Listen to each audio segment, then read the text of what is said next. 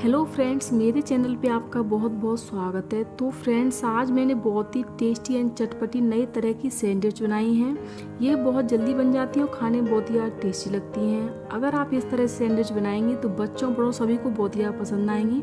तो आप भी इनको बना के खा सकती हैं। तो चलिए स्टार्ट करते हैं। उस सबसे पहले गैस ऑन करके एक कढ़ाई रखेंगे और इसमें 1 चम्मच ऑयल डालेंगे। ऑयल को अच्छे से गर्म होने देते हैं। ऑयल अच्छे से गर्म हो गया है तो इसमें हम आधी चम्मच राई डालेंगे और आधी चम्मच जीरा डालेंगे और इनको थोड़ा सा फ्राई कर लेते हैं। और जीरा राई अच्छे से फ्राई हो गए हैं तो अब हम इसमें एक बारीक कटा हुआ प्याज डालेंगे और प्याज को भी अच्छे से इसमें मिक्स कर देते हैं। थोड़ा सा अदरक और लहसुन का पेस्ट डालेंगे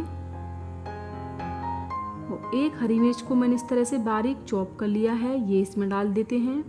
और इन सभी चीज़ों को अच्छे से मिक्स करते हुए हम प्याज को जब तक फ्राई करेंगे जब तक प्याज का कलर थोड़ा सा गोल्डन ब्राउन का ना हो जाए। और ये प्याज अच्छे से गोल्डन ब्राउन की हो गई है तो अब हम इसमें थोड़े से मटर के दाने डालेंगे। ये फ्रोजन मटर है, अगर आप फ्रेश मटर ले रही हैं तो आप इसको बॉइल्ड करके डालें। और थोड़े से मैंने यहाँ पर बीन्स लिए हैं जिनको मैंने बारीक चॉप कर लिया है। और थोड़ी सी बारीक कटी हुई गाजर डालेंगे और थोड़ी सी बारीक कटी हुई शिमला मिर्च डालेंगे। और इन सभी चीज़ों को अच्छे से मिक्स कर देंगे और इनको हम जब तक पकाएंगे जब तक ये अच्छे से सॉफ्ट ना हो जाएं। आप अपनी मनपसंद के अनुसार इसमें कोई भी सब्जी ऐड कर सकती हैं, कोई भी सब्जी आप इसमें से हटा सकती हैं। तो अब हम इसको 4 से 5 मिनट के लिए कवर करके पकाएंगे ताकि सब्जियां अच्छे से सॉफ्ट हो जाएं। और 4 से 5 मिनट के बाद अब हम सब्जियों को चेक कर लेते हैं तो आप देख सकती हैं सब्जियां अच्छे से सॉफ्ट हो गई हैं। और ये मैंने यहाँ पर 4 से 5 बॉइल्ड किए हुए आलू लिए हैं, आलू इसमें डाल देते हैं और आलूओं को भी अच्छे से हम इसमें मिक्स कर देते हैं। और अब हम इसमें मसाले डालेंगे। तो 1 तिहाई चम्मच हल्दी का पाउडर डालेंगे, आधी चम्मच लाल मिर्च का पाउडर, आधी चम्मच गरम मसाला और आधी चम्मच काली मिर्च का पाउडर और 1 चम्मच नमक डालेंगे। और इन सभी मसालों को भी अच्छे से हम इसमें मिक्स कर देंगे और इनको मिक्स करते हुए हम 2 से 3 मिनट तक फ्राई करते हुए स्टफिंग बना के तैयार कर लेंगे। और ये हमारी स्टफिंग तैयार हो गई है तो अब हम इसमें थोड़ी सी धनिया की पत्तियां डाल देते हैं और इनको भी अच्छे से मिक्स कर देते हैं। और गैस को हम ऑफ कर देते हैं और स्टफिंग को अच्छे से ठंडा होने देते हैं। और ये स्टफिंग भी अच्छे से ठंडी हो गई है। और ये मैंने यहाँ पर 4 ब्रेड के स्लाइस ले लिए हैं और अब हम 1 ब्रेड का स्लाइस लेंगे। और ये मैंने यहाँ पर इस तरह की प्लेन कटोरी ले ली है, अगर आपके पास कोई ग्लास है तो वो भी ले सकती हैं।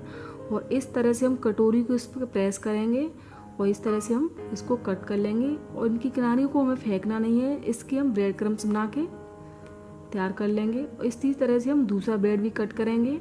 तो इसी तरह से हम कटोरी को इस तरह से प्रेस करेंगे और इसी तरह से हम सारे ब्रेड को कट कर करके तैयार कर लेंगे।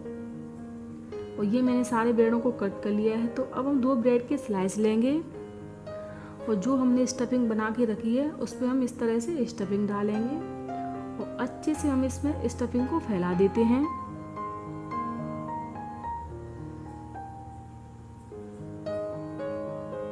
इसी तरह से हम दूसरे ब्रेड पे भी स्टफिंग को अच्छे से फैला देते हैं। और स्टफिंग को फैलाने के बाद अब हम क्या करेंगे, मैंने यहाँ पर थोड़ा सा पनीर ले लिया है जिसको मैंने इस तरह से कद्दूकस कर लिया है। तो इसको हम अच्छे से इसमें फैलाएंगे। पनीर पूरी तरह से ऑप्शनल है, अगर आपको पसंद नहीं है या आपके पास नहीं है तो आप इसको स्किप कर सकती हैं। तो इस तरह से पनीर को अच्छे से इस पर फैलाने के बाद अब हम 2 ब्रेड के फिर से स्लाइस लेंगे और स्लाइस लेने के बाद इसको हम अच्छे से इस तरह से कवर करके थोड़ा सा प्रेस कर देंगे। और ये हमारी सैंडविच तैयार हो गई बनके। तो अब हम चलते हैं गैस की तरफ, इनको फ्राई कर लेते हैं। तो उसके लिए हम गैस ऑन करके एक तवा रखेंगे और इस पर हम आधी चम्मच ऑयल डालेंगे। ऑयल को अच्छे से इस पर फैला देते हैं और इसको थोड़ा सा गर्म होने देते हैं। ये ऑयल अच्छे से थोड़ा सा गर्म हो गया है तो इसमें हम अपनी सैंडविच डालेंगे और इनको हम 2 से 3 मिनट के लिए अच्छे से नीचे से सिकने देते हैं। और 2 से 3 मिनट हो चुके हैं, अब हम सैंडविच को पलट देते हैं। तो आप देख सकती हैं नीचे से कितना ही अच्छा कलर आया है। इसी तरह से हम इनको दूसरी साइड से भी सेक लेते हैं। और ये सैंडविच हमारी दूसरी साइड से भी सेक गई हैं। तो अब हम इनको अलट पलट के अच्छे से क्रिस्पी कर लेते हैं। और ये सैंडविच हमारी दोनों साइड से अच्छे से सिक गई हैं। तो इनको अब हम एक प्लेट पर निकाल लेते हैं। तो अब मैं आपको सर्व करके दिखाती हूँ। तो इस तरह से हम इनको सबसे पहले बीच में से कट करेंगे वो आप देख सकती हैं कितनी ही यम्मी लग रही हैं। आप चाहे तो आप इनको इस तरह से भी खा सकती हैं, बट मैं आपको दूसरा तरीका बताती हूँ। तो इस तरह से हम टमाटो सॉस लगाएंगे। ये पूरी तरह से ऑप्शनल है, आप इनको बिना टमाटो सॉस लगाए भी इनको खा सकती हैं, तब भी ये बहुत ही ज़्यादा टेस्टी लगती है खाने में। तो इस तरह से बनाएंगे तो आपके बच्चे बड़े सभी बड़े चाव से खाएंगे और देखने में बहुत ही यम्मी लगती हैं। तो इस तरह से टमाटो सॉस लगाने के बाद इस तरह से हम नमकीन सेव लेके इनको थोड़ा सा कोट कर देते हैं इस तरह से। वो आप देख सकती हैं कितनी ही यम्मी लग रही हैं। इसी तरह से बना के हम इनको प्लेट पर रख लेंगे। वो वाह जी वाह, आप देख ही सकती हैं कितनी ही यम्मी और क्रिस्पी लग रही हैं देखने में। तो आप भी एक बार इस तरह से ज़रूर ट्राई करें। अगर आपको मेरी रेसिपी अच्छी लगी तो मेरे रेसिपी को लाइक, मेरे चैनल को सब्सक्राइब करें एंड शेयर करें। फिर मिलेंगे अगली रेसिपी के साथ, तब तक के लिए बाय बाय।